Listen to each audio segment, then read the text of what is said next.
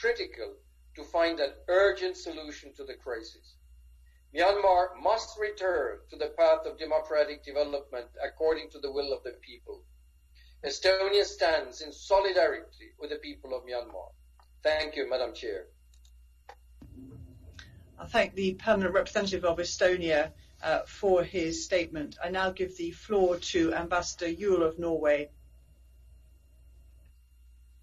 Thank you, Chair, and let me also express our deepest condolences on the passing of the Duke of Edinburgh. A huge thanks to the briefers for sharing your insights and experiences.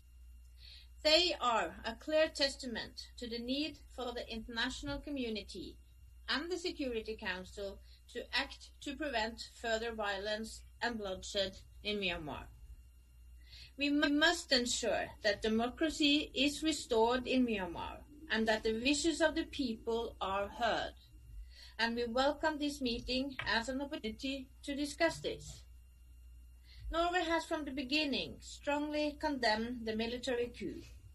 We have continuously called for the immediate return of civilian rule, the release of President U Win Mint, State Controller Aung San Suu Kyi, and all others who are detained after the coup, particularly minors.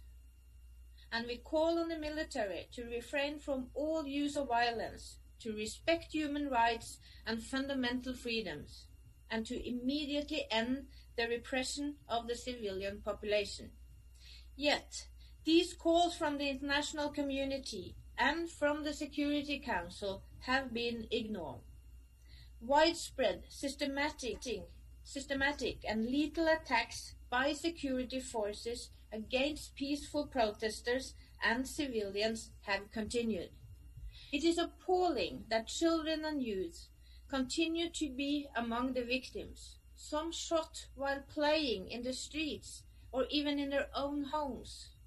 A total of 48 children have now been killed, and schools, ambulances and healthcare personnel and facilities have been attacked, occupied and misused against the civilian population.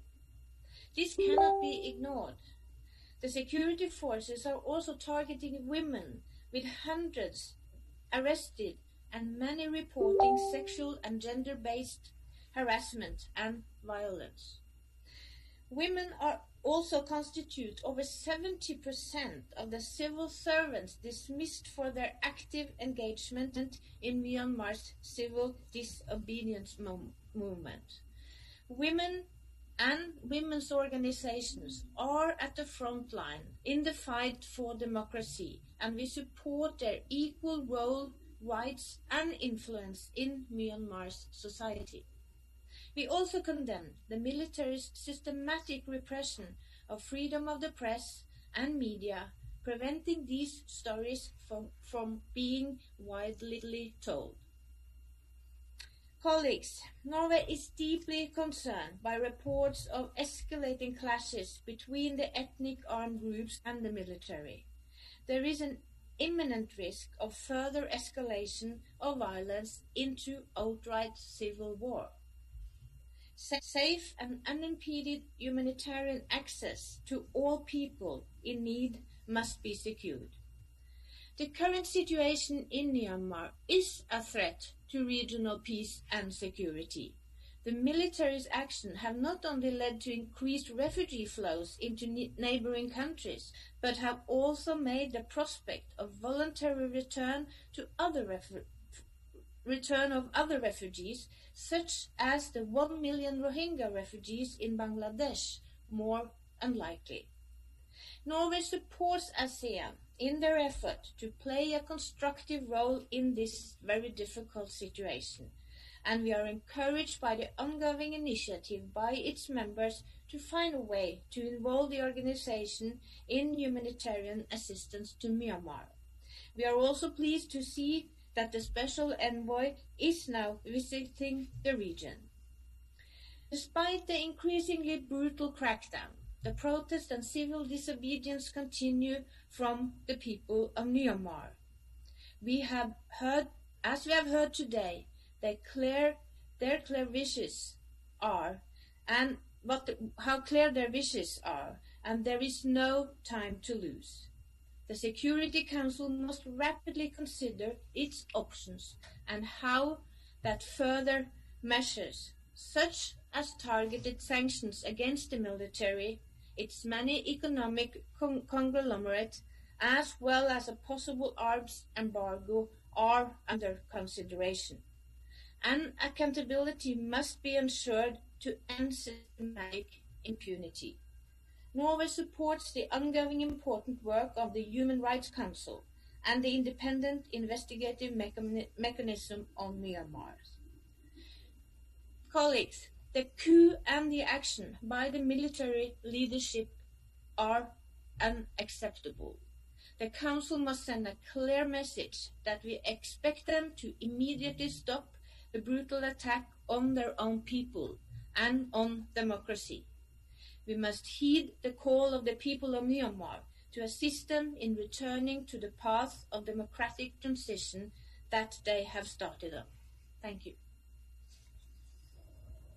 I thank the Permanent Representative of Norway for her remarks. I now give the floor to Ambassador Thomas Greenfield, the Permanent Representative of the United States. You have the floor. Thank you, Barbara. And let me just start by expressing, adding our voices, others have, to expressing condolences on the passing of Prince Philip. And we send our sympathies to the royal family and to the people of the United Kingdom. Let me thank you also for calling today's meeting, and thank you to all of the briefers for your comments and your insights today. They were particularly poignant given the situation there. Every day, Burma's security forces continue to kill, including children far too young to even know what a protest is. And unfortunately, this open conversation can't be seen by those whose views are most important, the people of Burma themselves. The military has blacked out their internet. By cutting its people off from the outside world, the military seeks to conceal its terrible actions and stifle protests and unleash even more horrors with impunity. And we cannot allow them to succeed. So to the people of Burma, if you can see this or hear this, and certainly our briefers can, I want you to know that the United States stands with you. And we will do everything in our power, in coordination with our allies and our partners here in the Security Council and elsewhere, to help you deal with this terrible situation. And truly, that does start here in the Security Council. We're proud that despite our differences, the Council has spoken with a strong and with a clear and a unified voice on this issue. But every statement the Council has made has been followed by further violence by the military against the people of Burma. Statements alone are not enough to stop the military from threatening the security of the region either. Already we've seen dozens of individuals flee Burma into Thailand amid airstrikes on Burma's eastern border. And hundreds of individuals, have tried to flee into India from northwest Burma. 3 years ago, we saw how quickly the military's brutality sparked the displacement of hundreds of thousands of people across international borders. And I say categorically, we simply cannot allow the military to destabilize the region once again through its unrelenting campaign of violence, their campaign of repression, and especially against the backdrop of an unprecedented global pandemic. So we can all clearly see how this crisis falls squarely within the Council's mandate. At this point, only concrete action will change the military calculus. And I have to say that that action can take many forms. Several on this council have already taken important steps to promote accountability for the military and to pressure it to reverse its dangerous and abusive behavior. One of our speakers actually made a point that we needed to take those kinds of actions more deliberately. These steps include sanctions against the military, its holding companies, and anyone who seeks to profit off the violence. They include maintaining an arms embargo on Burma. And they include ensuring that members of the military who engage in atrocities and other abuses against their own people will be held to account. No matter what actions we take as a council, we must insist that military authorities allow the UN Special Envoy to visit Burma without preconditions. And we heard from her today that they have turned down her visit. She needs unimpeded access to civil society activists and pro-democracy leaders, including State Councilor Aung San Suu Kyi, as well as President Win Myint. And finally, we strongly support ASEAN and countries in the region taking a leading role in calling for a resolution to this crisis and a restoration of democratic transition. We support an emergency ASEAN summit, and we encourage ASEAN members and all other countries to review their financial and other linkages to the military. The military needs to feel the cost associated with its horrific actions. The stability and prosperity of the region depends on swift action.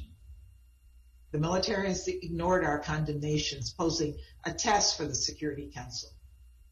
Will the Council quiver over language in yet another statement, or will we act to save the lives of the Burmese people? Will we allow the military to destabilize the region, plunging Burma into further violence and chaos? Or will we hear the calls of the people of Burma and help them achieve the free, open, and peaceful country we all know that they deserve? To me, the answer is clear. We have to act. Thank you. I thank the Permanent Representative of the United States for her statement, and I now give the floor to the Chargé d'Affaires of France, Ambassador Broadhurst. Thank you, Barbara. And let me add my voice to express my deepest condolence on the passing away of Prince Philip. I would like first to thank UK for organizing this very important and timely meeting, and also thank our briefers for their very powerful interventions. As we have heard, the situation is escalating rapidly in Myanmar. Every day, news of civilians, including children, being shot, arbitrarily arrested, sometimes even tortured, are reaching us. This has to stop. We are deeply concerned by the attacks on the right to freedom of opinion and expression, as journalists and media workers are also directly targeted. So I would like to recall our appeal for the immediate and unconditional release of all persons that were arrested in the wake of the military coup, and for their support for the restoration of the legitimate civilian government, including the State Councilor Aung San Suu Kyi and the President of the Republic Win Myint, to the end of the state emergency and the restoration of the legitimate civilian government. No one has physically met with the State Councilor Aung San Suu Kyi since she was arrested, and this is not acceptable. Allowing a rapid, safe, and hindered humanitarian access is also a priority. The situation, as described by the briefers and the special envoys in previous meetings, is absolutely alarming. The long-term impact of this crisis, combined with those of the pandemic, will undermine all progress made by Myanmar on the path towards development and democracy. So the interventions from the briefers today demonstrate once again that the international community needs to act urgently. This is both a collective and a national responsibility. I would like to reiterate our constant support to the work of the Special Envoy, as also expressed by the Council. A visit to the region is timely, but as others we think she should also be able to visit Myanmar as soon as possible and without preconditions. She must be granted access by the military and be able to engage with all parties. I'm also glad that this meeting allows today for the CRPH to engage with the international community. The Security Council has sent strong messages, but so far those strong messages have not been heard by the regime resulting from the coup.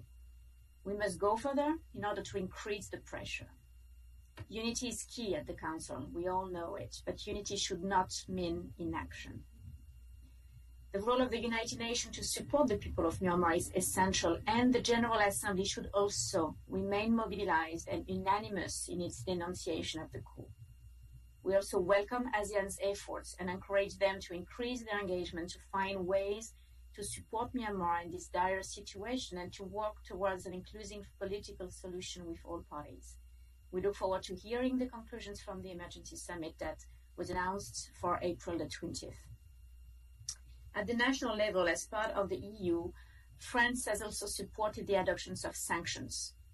The first ones were adopted on March 22nd against 11 individuals responsible for the coup, among them 10 high-level members of the armed forces, including the commander-in-chief, his deputy, and the chairman of the election commissions. We are already working with our European partners to go further, to adopt as soon as possible additional sanctions targeting the economic interests of the military, while remaining cautious to avoid hurting the most vulnerable population. Finally, I would like to conclude my point with a special word for the Rohingyas. Their situation remains very worrying, given the humanitarian situation, the conditions in which they live, and for the constant violations of their rights.